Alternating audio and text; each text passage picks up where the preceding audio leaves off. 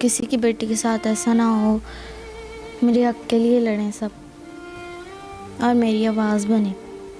اگر یہی میں آپ کو بتا رہا ہوں کہ یہ واقعہ کسی کرسچن کے ساتھ تو آج اس ملک کے اندر آپ دیکھا تباہی مچ جاتی.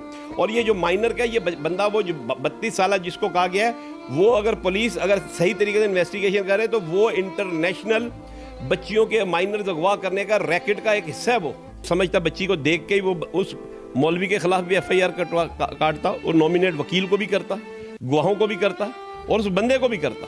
کہ مذہب کو چینج کر رہے ہیں, اسلام قبول کر رہے ہیں, نکاح کروا رہے ہیں. 10.5 سال اس بیٹی کی ایج ہے اور اس میں ملوث کون ہے؟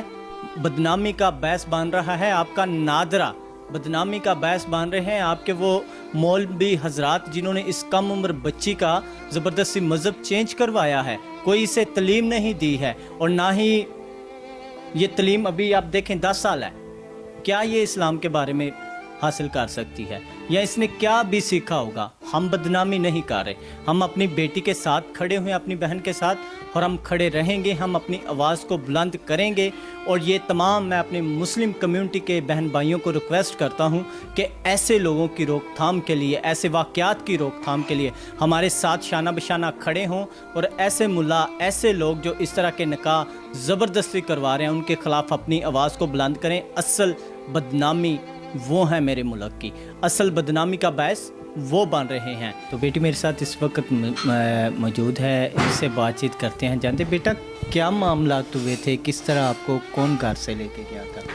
مجھے ان کی ماما تھیں اور 2 بہنیں تھیں اور وہ بھائی تھے. وہ مجھے لے کے گئے تھے سوزو واٹر پارک کے لیے. انہوں نے مجھے کہا کہ یہاں پہ ہم جائیں گے تو آپ کا اجازت نامہ بنوائیں گے. کس چیز کا اجازت نامہ؟ انٹر ہونے کا؟ جی.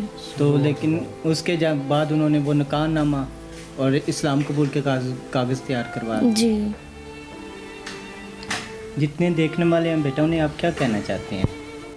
مگر ان لوگوں نے ہماری شرافت اور بچی کی معصومیت کا ناجائز فائدہ اٹھایا ہے اور یہ بہت دکھ اور شرم کی بات ہے کہ ہمارے معاشرے میں انسان نما بھیڑیے رہتے ہیں جن کو یہ سب نئے طور سے سکھانے کے لیے ان کو سزا دینا بہت ضروری ہے. اور میری حکومت پاکستان سے اپیل ہے کہ اس طرح کے واقعات کی روک تھام کے لیے کوئی نہ کوئی قانون بنایا جائے تاکہ ہمیں بھی پاکستانی ہوتے ہوئے, اقلیت میں رہتے ہوئے آزادی سے جینے کی ضرورت ہے اور جینا چاہتے ہیں اور ہمیں اس طرح پریشان نہ کیا جائے. آپ کی ایف آئی آر کیوں نہیں ہو رہی؟ ایف آئی آر بس وہ عام ہیلے بہانے, جی اس نے کیا جو بندہ ساتھ گیا وہ کوئی بھی نشاندہی کرنے کے لیے تیار نہیں تھا. ملزمان پکڑے جا چکے ہیں؟ نہیں, ابھی نہیں پکڑے گئے. ابھی بھی نہیں پکڑے جا. ناظرین, یہ ننھی منھی بیٹی جو آپ کو نظر آ رہی ہے 10.5 سے 11 سال اس کی ایج ہے.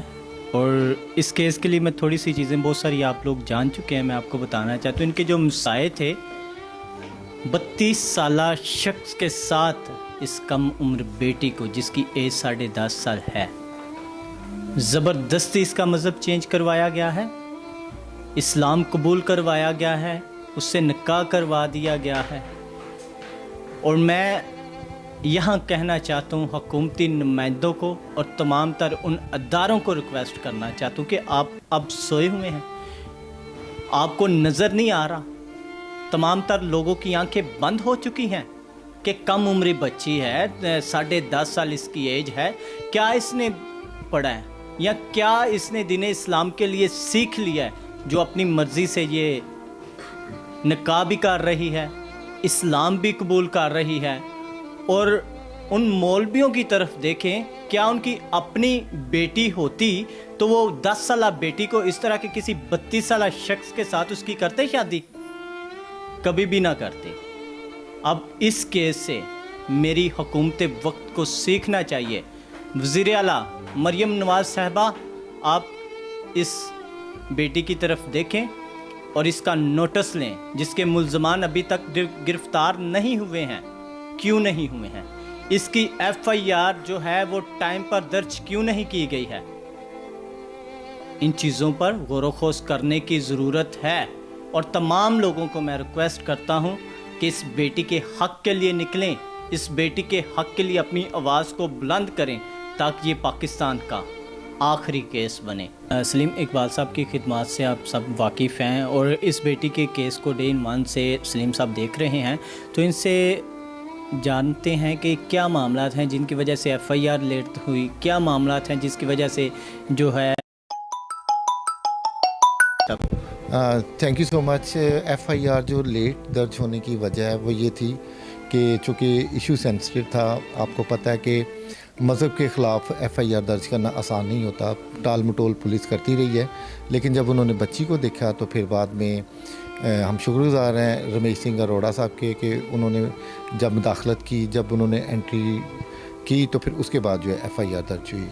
اور اس ایشو پہ میں سمجھتا ہوں کہ یہ چونکہ قومی ایشو ہے اور بچی چونکہ سب کو نظر آ رہی ہے کہ بہت مائنر ہے، اور اس کو ٹرائل کیس بنا کر اگر ہم کریں گے تو ڈیفینیٹلی پھر اس کے جو ثمرات ہیں وہ نظر آئیں گے۔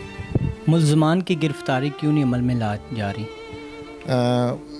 ملزمان جو اپنا گھر چھوڑ کے بھاگے ہوئے ہیں، پولیس جو ہے لوکیشنیں لے لی ہیں پولیس نے، اور پھر عید بیچ میں آ گئی، اور ایس ایچ او اور باقی جو ایس آئی تھا اس نے ان کے آئی ڈی کارڈز اور سارا کچھ جو بھی جدید طریقہ کار ہے تفتیش کا اور ملزموں کو لوکیٹ کرنے کا، لوکیٹرز وغیرہ لے لیے تھے، لیکن ناگزیر وجوہات کی بنا پہ ابھی تک جو نہیں ہے، لیکن اب چونکہ چھٹیاں ختم ہو گئی ہیں عید کی تو پاسبل ہے کہ یہ اب ملزم جو گرفتار ہو جائیں گے، اور ملزم جب تک گرفتار نہیں ہوں گے، کیفرے کردار تک نہیں پہنچیں گے تو ہم آرام سے نہیں بیٹھیں گے۔ جتنے دیکھ رہے ہیں لوگوں نے کیا میسیج دینا چاہتے ہیں آپ؟ میں اپنے دیکھنے اور سننے والوں کو یہ میسیج دینا چاہوں گا کہ دیکھیں، یہ جبری تبدیلی مذہب کے جو واقعات دن بدن بڑھتے جا رہے ہیں، ان کی روک تھام کے لیے ہم سب کا فرض بنتا ہے کہ اس ایشو پر ہم سب کھڑے ہو جائیں، آپس کے اختلافات بلا کر کہ یہ کیس کون کر رہا ہے، کس کے پاس ہے۔